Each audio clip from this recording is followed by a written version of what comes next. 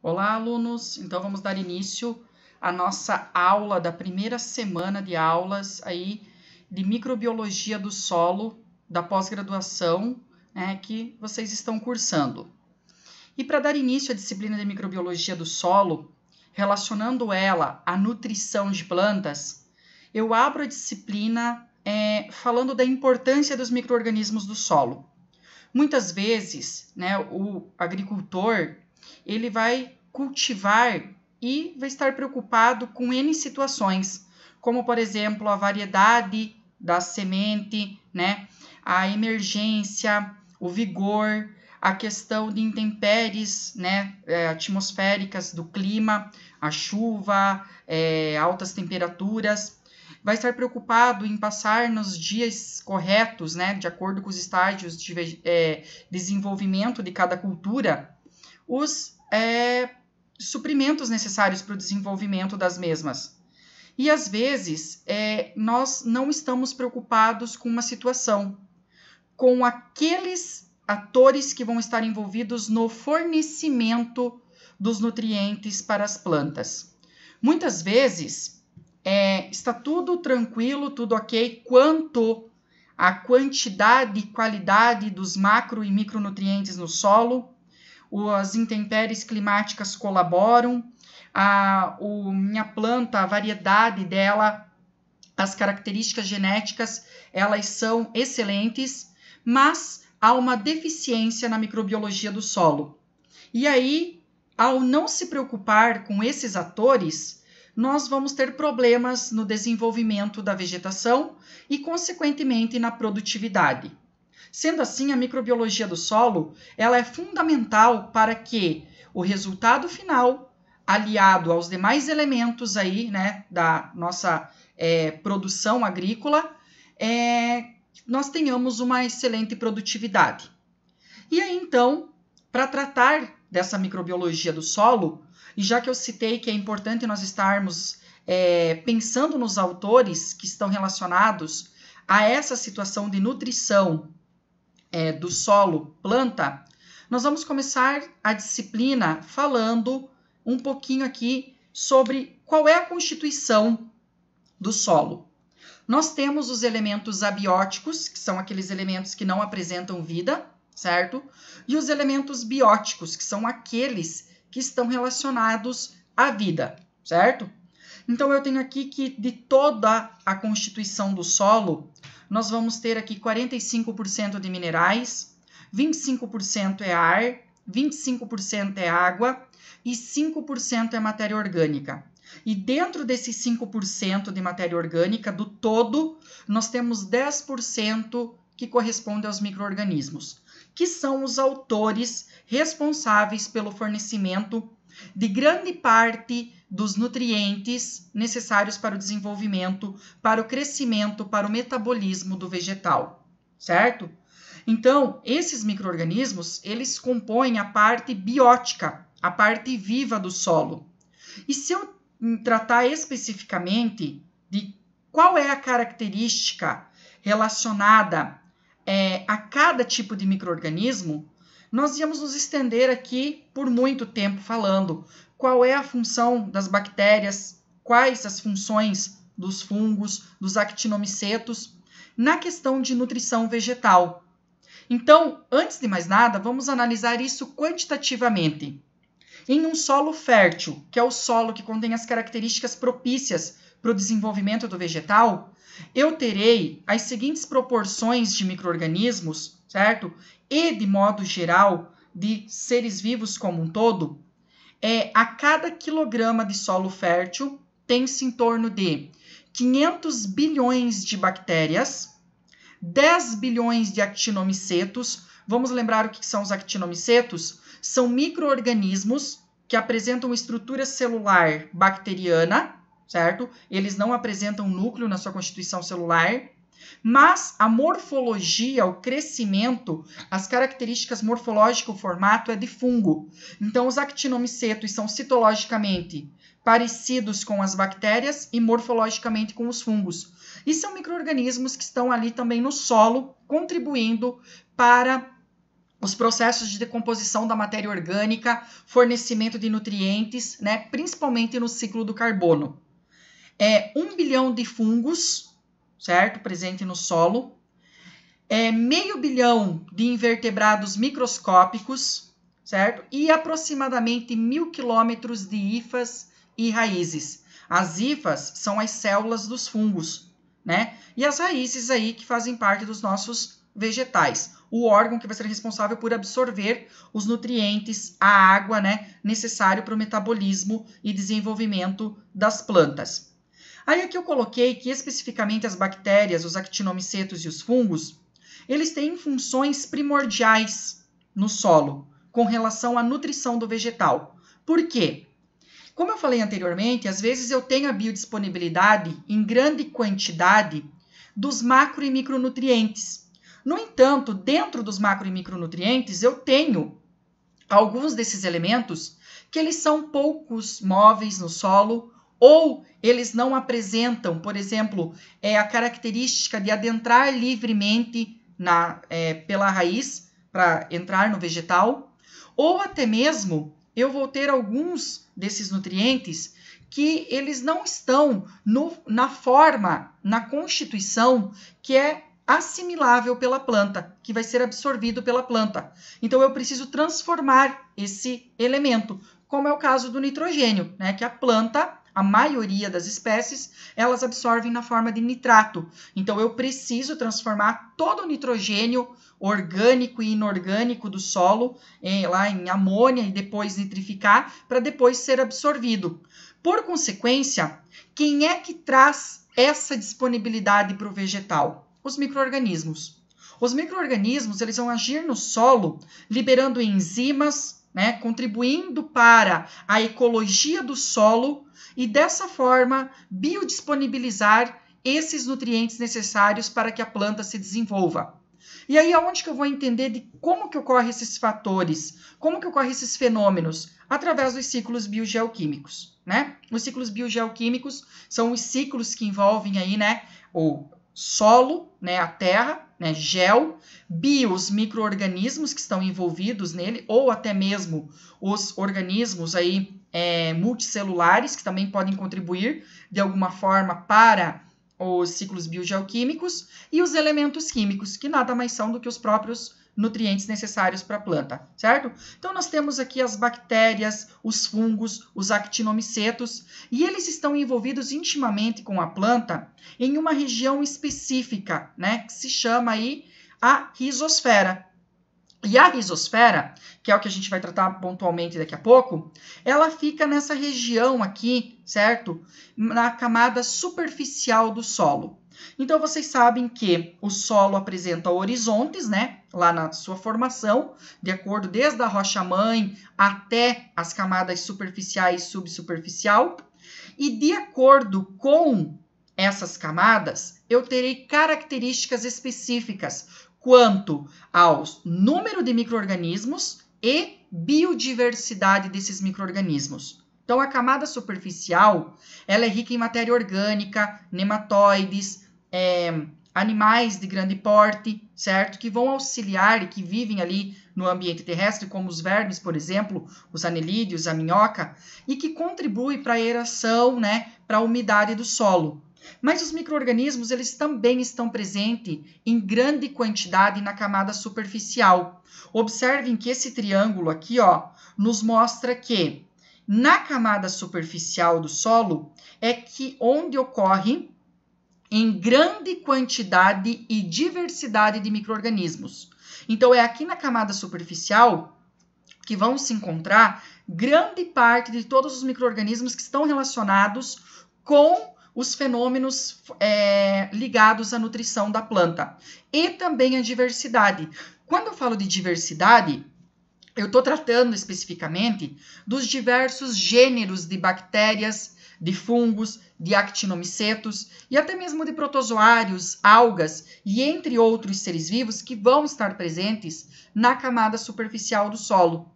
Conforme vai aprofundando, indo para a camada subsuperficial, abaixo da superficial, observem que a quantidade e, consequentemente, a biodiversidade desses micro-organismos diminui.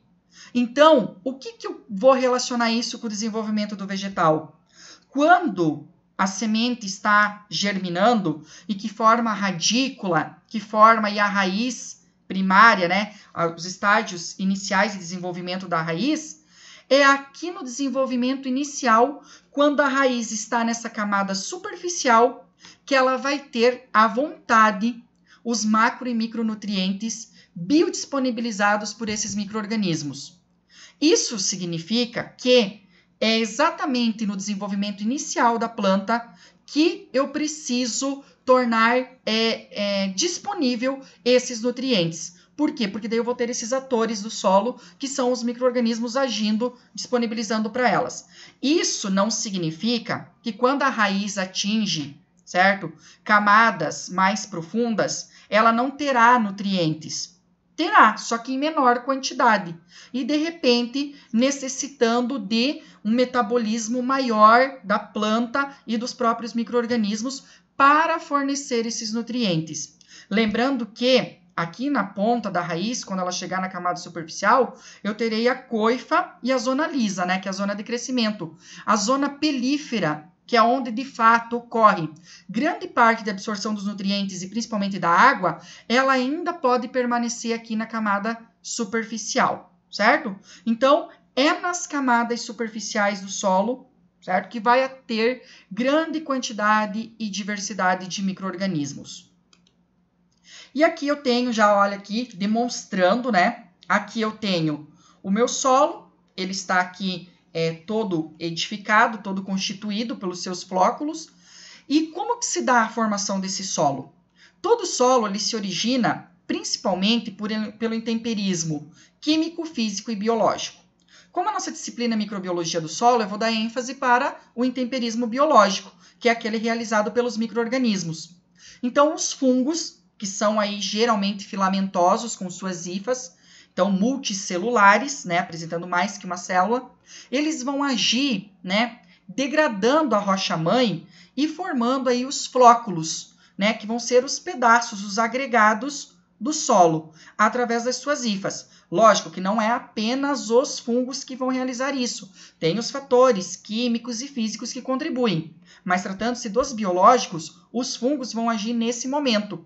E aí entra as bactérias ajudando a agregar esses flóculos. O que as bactérias fazem? Liberam substâncias cimentantes, que o próprio nome diz, cimentam esses flóculos para dar estrutura.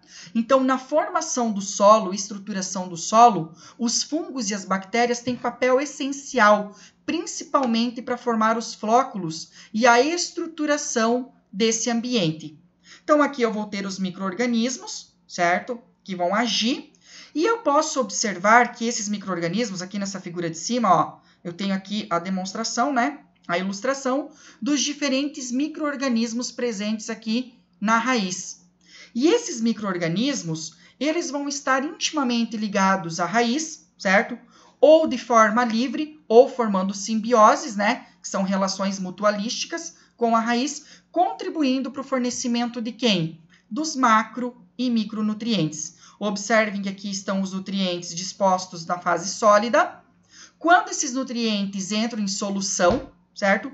Eles vão ser aí, através das enzimas que os micro-organismos liberam, eles vão ser fornecidos para o vegetal.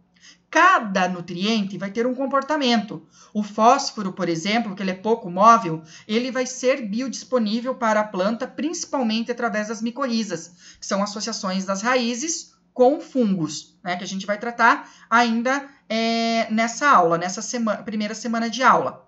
E aí os demais nutrientes, por exemplo, o nitrogênio.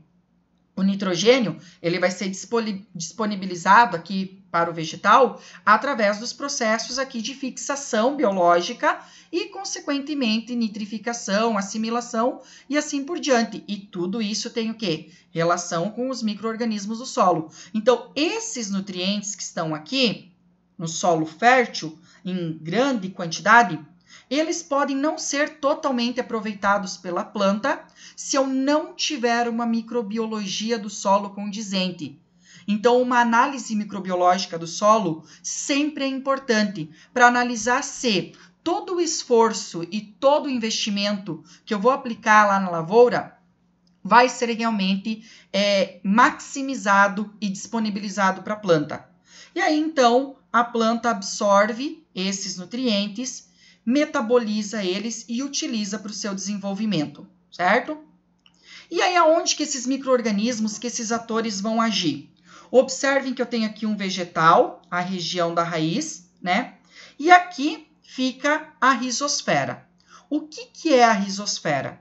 A rizosfera é a região da raiz em íntimo contato com o solo.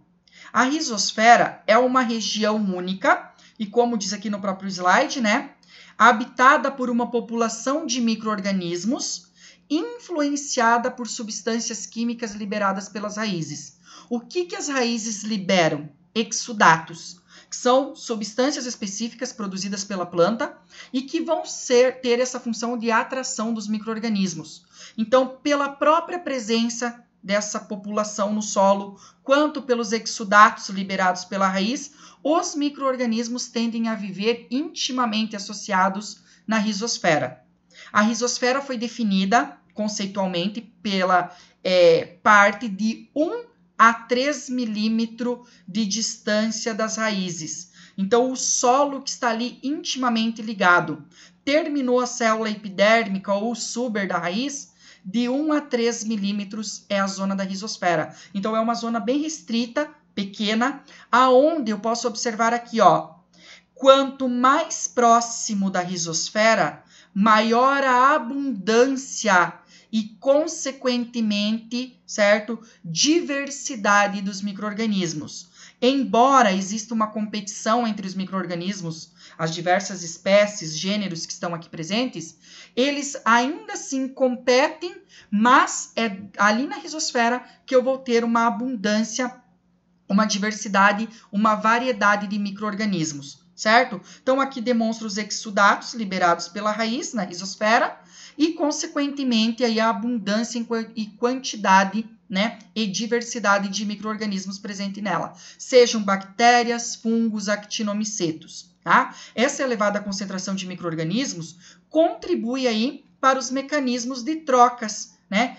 Tanto de forma simbionte quanto de forma de vida livre, aonde muitas vezes a planta ela fornece substâncias necessárias para o metabolismo do micro-organismo, já que grande parte deles é heterotrófico, né? Eles não são capazes de produzir o seu próprio alimento dependendo de outros seres vivos, então a planta pode contribuir significativamente para o desenvolvimento desses micro-organismos, bem como esses micro-organismos, que são aí os atores do solo, contribuem disponibilizando os nutrientes conforme a gente tratou até então na aula. Então, a região aqui da rizosfera ela é riquíssima, né, nesses micro-organismos.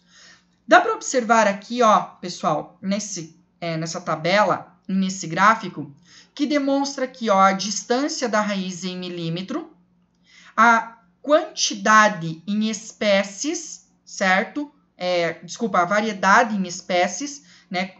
A biodiversidade dos micro-organismos, e aqui a população desses micro-organismos de acordo com o distanciamento da raiz, certo? No solo, conforme vai se distanciando da raiz. Então, o que eu posso observar? De 0 a 1 milímetro, eu tenho em torno de 11 espécies de micro-organismos diferentes, certo? E aqui uma população, ó, a média, de 120 por centímetro cúbico. De 1 a 5 milímetros, que essa distância aqui está englobada a rizosfera, né? Que vai de 1 a 3, né? 1 a 5, 12 de tipos de micro-organismos, com uma população aqui de 96 por centímetro cúbico.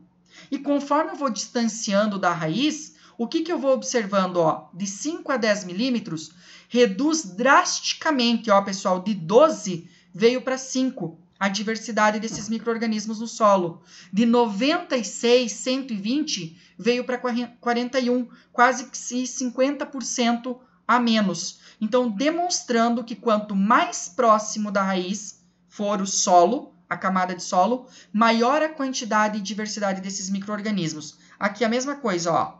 a quantidade, né, conforme a distância. Quanto mais eu distancio da raiz, o solo, menor a quantidade e, consequentemente, variedade. Por isso, da importância da rizosfera. A rizosfera, ela tem fundamental importância para os processos de nutrição do vegetal.